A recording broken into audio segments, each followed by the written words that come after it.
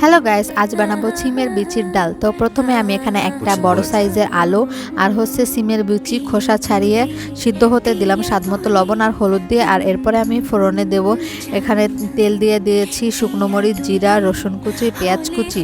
একটু ভাজা ভাজা হয়ে গেলেই দিয়ে দেবো একটা টমেটো আর একটু জল দিয়ে। এরপরে আমি গুঁড়া মশলাগুলো দেবো। এরপরে হলুদ গুঁড়া, জিরে গুঁড়ো, ধনে গুঁড়া আর কাঁচামরিচ দিয়ে দিয়েছি। একটুখানি মশলাটা ভালো মতো কষানো হলে দিয়ে দেবো চিংড়ি মাছ। তো আপনারা এখানে যে কোনো মাছ দিয়ে করতে পারেন। তো মাছ দিয়ে একটু হালকা ভেজে নেওয়া হয়ে গেলেই দিয়ে দেবো সেই সিদ্ধ করা সিমের বিচি। এরপরে দিয়ে দিলাম ধনিয়া পাতা কুচি আর গরম মশলা। তো আজকের রেসিপিটা রেডি। আর এখানে একটু আমি ভাজা জিরার গুঁড়া দিয়েছি, এটা দিলে স্বাদটা আরও ভালো আসে। আজকের রেসিপিটা কি যে মজার হয়েছে রে ভাই, একবার বানিয়ে দেখুন, অনেক ভালো হয়েছে।